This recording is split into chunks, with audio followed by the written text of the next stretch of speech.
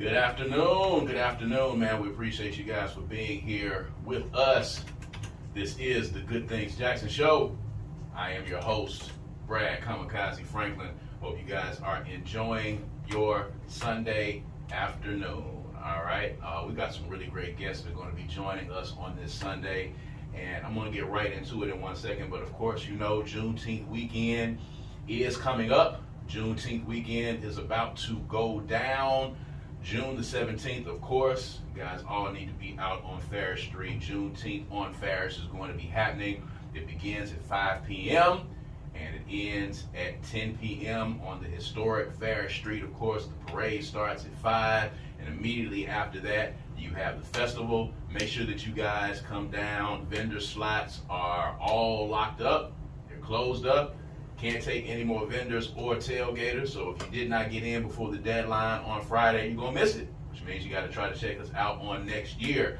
Juneteenth is going down. Make sure you're there, but there are a lot of Juneteenth activities that are going to be taking place in the city of Jackson next weekend, and we're going to talk about a few of those today, and including what's going to be happening at the Mississippi Civil Rights Museum, but we're also going to be talking about what's coming next and coming in the future for our illustrious, enigmatic, iconic guests that we have joining us today. Ladies and gentlemen, we are honored on the Good Things Jackson Show to have Miss Pamela Junior in the studio with us. How you doing? Thank you. Oh, wow. I love that. That title was amazing. So the intro was amazing. Thank you so much. I'm wondering who you're talking about. Oh, no, that's you. That's you. You know it. It's our pleasure to have you here, of course. You. We appreciate you being here. So, of course, everyone knows the great work that you're doing at the Civil Rights Museum. But let's talk about Juneteenth a little bit first. We got a lot of other stuff we want to talk about. You guys have an event that's going to be coming up on the 19th, I believe it is. On Juneteenth. All right, on Juneteenth. All right, so we celebrate Juneteenth across the weekend, but of course Juneteenth is actually on June 19th. So you guys at the Civil Rights Museum have an event that's going on for Juneteenth. Let's talk about that a little bit, and let's just talk about the inspiration behind having this event at the museum, and let's talk about what they can expect for this event as well. Well, you know, it's the inaugural event for the two Mississippi museums. Last year, what we did, we had Ingalls Shipbuilding, who sponsored last year, and we had free day for people to come into the museum. This year, Ingalls Shipbuilding again, but they are sponsoring the entire weekend. So starting on Saturday and Sunday, and then of course on Monday. The museum is open on Monday when it's usually not open. So we're free. But that day, beginning at 4:30 on the 19th, from 4 to 7:30, people are going to be able to come out. We're going to have food trucks. We got all kind of poets. We have DJs. We have music. And somebody told me they're going to be playing spades. I don't play spades. But Wait. they're having a spades competition. Damn, you don't play spades? I don't play. Look, you can get I'm gonna tell you what I can play. Okay. Gin rummy. That's fine. But I can't play spades. I've always been afraid. Listen to me talking about being afraid of how aggressive people play the game. And I don't want to run me out of there. We're just passionate. That's all. We're just passionate. Very passionate. Not aggressive. Spades is a game. It's you have to be passionate to be able to play it. You do. If you're not a passionate person about spades, it's not going to work for you. But gin rummy. It's fine. It's grandmama's game. It's easy. My parents grew up playing bid whiz as well as spades, so it's cool. We're going to give you a pass on Juneteenth for not getting in the spades tournament because we love to see you in that. But what else is going to be going on? But, you know, of course, the biggest thing is the poetry for me. Macedon is such an amazing young guy. Jerry Jenkins will be out there. DJ Lil Walt will be out there. Okay. Jermaine Van Buren Jr. will be out there. So that's going to be really hype. I'm excited that it's going to be outside, inside, and just have a good time and really understand what Juneteenth is about. You know, when we think about Juneteenth, I also have to talk about May 8th, May Day, which is when the federal troops came to Columbus, Mississippi, and said, okay, you enslaved people, you are free. And then, of course, we had our federal troops who came marching to Galveston, Texas, who said, look, we know that these folks here kept you enslaved because they wanted the cotton season was going on, so we could get them to pick our cotton for us. We're not going to tell them anything. Right. But Gordon Granger came in there and said, "This is it. You're free." So hallelujah for folks like that, even though he was a military man, but just to be able to say something like that to 250,000 people who were enslaved in Galveston, Texas. Right. So yeah, freedom. Right. Jubilee Day. So, you are a historian as well, and Juneteenth has, started gaining in popularity over the past few years. And I won't say it's at its peak right now, but it's definitely now I'm seeing celebrations in a lot of different places that we're not there usually. Jackson, Mississippi has celebrated it, of course, for a while. I know they do the same thing in Hattiesburg. I know they do it in Tupelo and a couple of other places here in Mississippi. But for Mississippi, explain the significance of Juneteenth, because the dates for us here in some instances are a little bit different when it comes to the Juneteenth days, correct? 8 of May Day. Yeah. We've looked for information to show when the federal troops actually came through Jackson area, but we can find no records. That's nothing new, not to be able to find records, okay? Yeah. But especially when they don't want you to find them. Exactly. but for people in Columbus, Mississippi, who celebrate 8th of May and have forever, someone asked me, why do they say 8th of May? It's not really 8th of May, it's 8th of May. 8th of May. And it's just how fast they say it. 8th of May, 8th of May, 8th of May. So they say it that way, but they've been celebrating it for years there. There's a gentleman who's a school teacher who brought it forth in Columbus, Mississippi to say, hey, we need to celebrate, and they do. So this is an amazing time for us to not only learn about freedom, but to learn about the history of African Americans in the state of Mississippi, learn about civil rights, learn about Medgar Wiley Evers, the gentleman who was preaching at the church I just left, he said that he came into the airport and a 25-year-old gentleman helped him with a wheelchair. And he asked him, do you know who Medgar Wiley Evers is? And the gentleman said no. So you work at an establishment that's named after this iconic man, and you know nothing. There's an exhibit around the corner. So we have to make sure that we do our job in teaching our young folks so they can understand that generations even after them have to have some knowledge of our history and who we are. We're the greatest people that were ever made, that were ever created. So with that greatness that we have, what are we doing? How are we molding and making our young folks so they can understand who they are and the blood that runs through their veins? Let me ask you this question, and I like the fact that you brought that back. And since we're on that note, we've seen movements afoot in a lot of other states to institute a ban on critical race theory. In Florida, DeSantis has come out against diversity training at the universities and the funding that goes into diversity training at the universities. And there seems to be a concerted effort in a lot of instances to remove a lot of the truthful history about black folk and about this country that's not so great, that's not so grand. And we are in danger of raising a generation of black kids who are not connected to history and don't know history and have a possibility of not even receiving that history in school. So when you talk about learning the history, when you talk about Juneteenth, when you talk about how it's incumbent upon all of us to participate in this, what do we do? What do you suggest happens in the upcoming years? How do we get this information to these beautiful black babies that they might not be able to get in school anymore because somebody decides that it's illegal for them to learn about these things in school? Well, we go all the way back to the enslavement. It was illegal for black people to learn how to read. Yes. It was illegal for black people to learn how to write, but we kept trying to get that information. So we have to be vigilant. We as parents have to make sure, and grandparents or whatever, we have to make sure that our children get the information at home. Critical race theory, I tell people, whatever, because, lawyers, and we don't have any third graders learning about law as far as that's concerned. Right. So that's just a way to as far as teaching folks or showing folks or talking to folks who may not have any knowledge at all of what it is. What we have to do as black people, what we have to do as all people, the history, go to the Civil Rights Museum. You got to take your children to places. You got to show them. You got to find the books, because they are still books. And even if you have to order them off Amazon, it is your duty, it's your responsibility to teach your children about their culture, because there are too many that don't know it. when you go into the schools a lot of times and the children come into our house, they say, we didn't know this. The only thing we know about is Martin Luther King. Here's the point. MLK Day. People come into the museums and they say, you don't have a lot of information on Martin Luther King because he was our leader. And then what we do is we say, let me show you who your leader was in Mississippi. Let me show you this man. Let's talk about him. Let's talk about Emmett Till. So we use MLK, even though he came here, but he wasn't that spark here. Right. It was other people that were here. Right. The people were the movement in Mississippi. Yes. So we have to teach them that, and that's why we want them to come into the museums, because there are no lies there.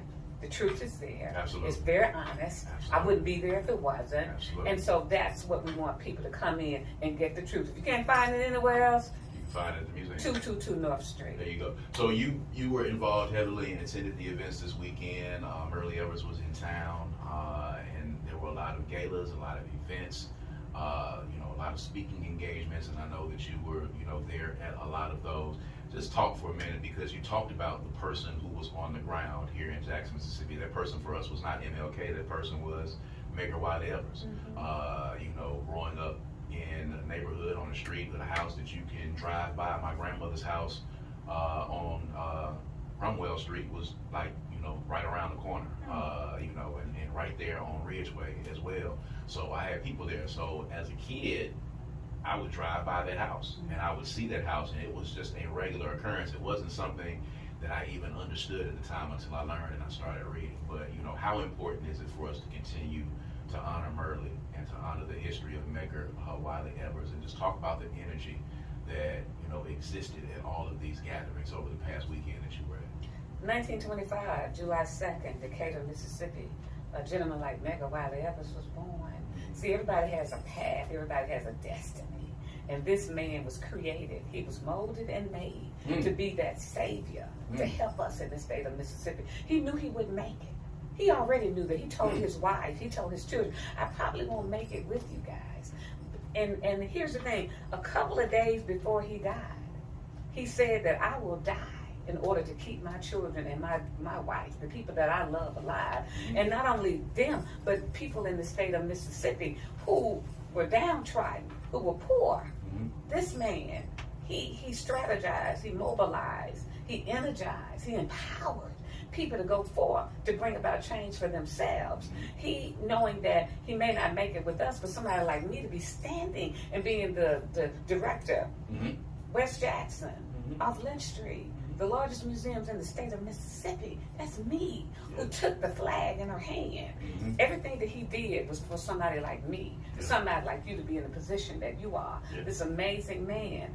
Yes, this past week, we've celebrated, we memorialized, we commemorated the life of Mayor Wiley Evers and his beautiful wife, Miss Merle Evers, who tragically, and his children went through that night, and seeing all that blood spilled all over the driveway, listening to Kennedy speak, and hearing the gunshots. Yeah. So let's talk a little bit about the museum, and let's talk about the museum under your leadership. For those that have been living under a rock and have no idea who you are, your resume, and where you were at before you began directing the Civil Rights Museum.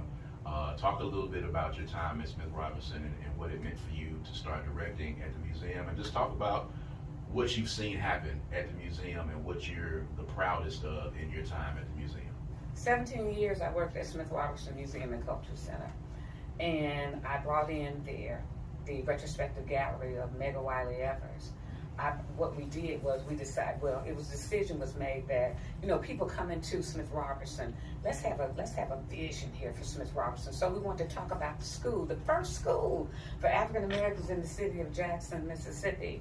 Not only that, Mr. Smith Robertson, who was a politician, he was appointed as a politician. He didn't go around canvassing or anything. Folks appointed him. He had a barbershop right across the street from the old Capitol. You can still see that building right there today. This gentleman, not only that, but that name, Smith Robertson, amazing gentleman who did so much for Jackson. But being in the area where it was, the historic Thayer Street area, that beautiful museum, after 17 years, there's nothing else I could do. And so I started going out and saying, look, maybe a job is what I need to do. I'm not sure. But I came over to and talked to the executive director of the Mississippi Department of Archives and History and said, do you have any volunteer work for me? She looked at me like I was crazy. She said, I thought you were coming to talk about the position as director of the Civil Rights Museum. I told her, I said, let me go home and talk to the Most High because I have to acknowledge him in everything that I do. Got up the next morning, called her and said, I'm going to apply. I will apply. I did. After I applied, went to an interview, hadn't interviewed in years, did that. Another month later, got the job. Worked as a director of Civil Rights Museum for 2 years. And they came to me and said, we want you to be the director of both. Wow. I need to go and consult again. I did. The next day I said, you got me. And I've always realized that you got people on your shoulders. And those people, my mentors, I'm proving to them that I was worthy of them to take me and mold me and make me. My proudest moment was being able to put that Confederate flag in my hands. I tell people that it weakened me when it went into my hands. It really weakened me. But something in the background, those ancestors said, daughter, stand up straight. Because you're not only doing this for yourself, you're doing this for every person in the state of Mississippi. Your ancestors that came across that ocean, you're doing it for them.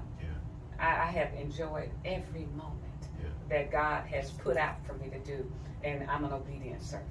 Now, I mean, of course, man, with all due respect, I don't think that there was anybody that anyone thought was going to be able to do that job as director of those museums except for you. I think that job was just made specifically for you. And I think when you went over there, I think she knew that she was going to give you the job. She just wanted you to apply for it and go through the motions of doing what they needed you to do for paperwork. But I digress. Challenges in opening up a Civil Rights Museum that's telling the truth, as you spoke about, in the state of Mississippi. What are some of the challenges that you've seen in your time there as a director? Well, I'm going to be honest with you. My first challenge was that people stopped speaking to me. People that look like you and I, they stopped speaking to me because they didn't trust the state. They didn't trust the state. I understand that. It wasn't you. It wasn't me, but they stopped speaking to me. What I say to them is, I would not have gone over there if I wasn't going to tell the truth. If I was not going to be a part of the truth telling. I came in, it was some things that I didn't like. They asked me questions. I changed them. I made sure that the information that you see on those walls, because that was on my shoulders, Brad. So I had to make sure that that information was correct. Another challenge is when we came together as one unit. When we say the two Mississippi museums staff as one unit, it was a little difficult because they weren't used to me. They weren't used to my style. They were used to the other director's style. But I always had a love for her, and I still do. We came together and we said we're going to make this thing work, and we did. We lost some people. That's okay. It was okay to lose people, but the right people came in. And once the right people came in, we have been going all the way ever since. That's fantastic. Yes. Fantastic. So, what a lot of people might not know, I think you kind of made this public. I hope before I ask you this, made this public that you are going to be moving on. You are going to be retiring, and you're going to be leaving the Civil Rights Museum and going on to bigger and better things. Just talk about the moment when you made this decision, the moment when you decided that it was time to move on. And let's kind of just chat about that for a moment before we go to the next thing. Well, December of 2022, I thought I was going to do it then. See, I look for the word. I look for that sign. I have this ear for discernment. And I heard the words that come clearly. You've done everything you're supposed to do. It's time for you to start packing up. And I said, Lord, give me up until June 30th, please. There's some other things that I want to do. And I did. And so I have to obey the word. I go out on a high. I go out in the right time. June 30th will be my last day. It's a bittersweet time for me. It really is. I'm sad and I cry at times. My favorite song in the whole world is This Little Light of Mine. And I hope that I've shown that light, shown that light here in Jackson, in the state of Mississippi, and all over the United States, where people have been trying to grab at me. I appreciate that, but I have a love for this place. I have a love for history, and it's some people that I need to thank for the work and believing in me. And that first one is Ruth Antoinette Baden Campbell, Kimberly Campbell's mother, who passed on during the time of COVID in 2020. And if it hadn't been for her recognizing me, another person I want to thank is Mayor Harvey Johnson, because when I got to Smith Robertson Museum, I went to him and I said, you need to allow me to close this museum for a year in order to bring you back what you are not going to be disappointed with. He believed in me enough to say, okay, Pam, and I did. And when we reopened, we had an amazing place where children could come in and understand, because a child asked me one day, were you a slave? And I knew then I had to close because she couldn't see it. She couldn't see those years. I understood that. Yeah. So now when they come into Smith Robertson, they're able to see. Absolutely. They're able to see it. It has been an amazing experience. I'm not stopping. I'm taking a sabbatical for a couple of months because I need to rest. A couple of months now? Yeah. That's all? A couple of months? 3 or 4 months I'm going to rest. There's this amazing bunch of young women who have an organization. I'm not going to say it right now, but they've asked me to be a part of their group. I'm going to do that. There's another group that I will be doing some consulting with small museums throughout the Delta because they need our help. Yes. We are the 2 Mississippi museums is like this nucleus, and we have all these arms out there telling all these stories about Mississippi. We want to project them more. So this organization came to me and said, Pam, you were doing this work before you started with the 2 Mississippi museums. Let's go back. And the rest is doing a little traveling and deciding if I want to stay in a house or an apartment. It's just, I got a lot of work to do. Hey, it's very good to have options. It's very good to have options. So talk a little bit about that. It's fantastic that you're going to be doing some consulting, because I think it's important when you're talking about history in the state of Mississippi. And let's say for things, for instance, like, the blues markers that people travel to throughout the state. Talk about what's happening in other pockets of the state that people might not know about as it relates to telling our stories, as it relates to museums, as it relates to how these museums are run, as it relates to, Black people getting the experience in these museums that they need. How important is it for you to be able to go and to help these museums, and how vital is it to create that change? When you go towards the Delta, you take 49 north, the air changes. Yes. The air changes. Yes. And there's so many stories. You go to Belzoni, Mississippi, and there's this little small house, the George Lee and Fannie Lou Hamer Museum. Right there. You need to go in. Helen Sims is amazing. You go on down the road and you get to Indianola, you get to Cleveland, all these pockets, these museums that they have, they're wonderful. Of course, the B.B. King Museum. Yes. You go on and you go to Sumner, Mississippi, and there's Emmett Till, and you're breathing, and then you go to Glendora. People don't know about this beautiful place in Glendora, of all places, where Emmett was beaten so terribly. But there's a museum there. Johnny Thomas, who runs that museum, is wonderful. You go on back into the Delta, where the Tallahatchie River is, and you're able to go to the actual place where Emmett was thrown into the river. So there's small museums all over the Delta that you should go to, that you need to take a trip. Yeah. And then Rouville, Mississippi. Yeah. And the Fannie Lou Hamer Museum, that statue of her, the burial spot for her. There are places that need our help. They need us to come and visit. Right. How is it, real quick, and you are a wealth of knowledge, and I want to take advantage of that while we're here. Resources and funding is always a problem for these museums. Talk about, in your experience, especially when you're dealing with Smith Robertson and dealing with the Mississippi Civil Rights Museum, these other museums that you're talking about, what are the challenges that exist for them when it comes to resources and funding, and how do we help that? Well, one thing that I will say is that, when you have a big organization like the 2 Mississippi museums, there's a developed person who will come in and can raise money for you.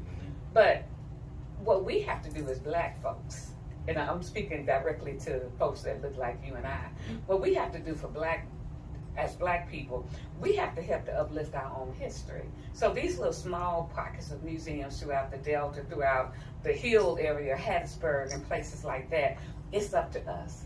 It's incumbent of us to give money to help keep these museums in place, because this is our history. You go to Hattiesburg, they got the Black Military Museum over there. It's telling all this history about the Black soldiers. Then you have Vernon Damer's story. Yes. It's so many stories, but it takes us to keep these museums going by taken out of our pocket. Right. And giving money or Right. helping write grants Right. to help fund these museums. Right. Because when they leave us, the history is lost. Yeah. And we don't want the history to be lost because we have our babies that have to learn the history. Get it. Real quick before we get out of here, Pam, Juneteenth on June the 19th at the Mississippi Civil Rights Museum. Give everybody the information that they need for that. Once again, time and all of the good stuff that's going to be going on. Well, we're free all weekend, next weekend, and Monday the museums, which is usually closed, will be open on June 19th.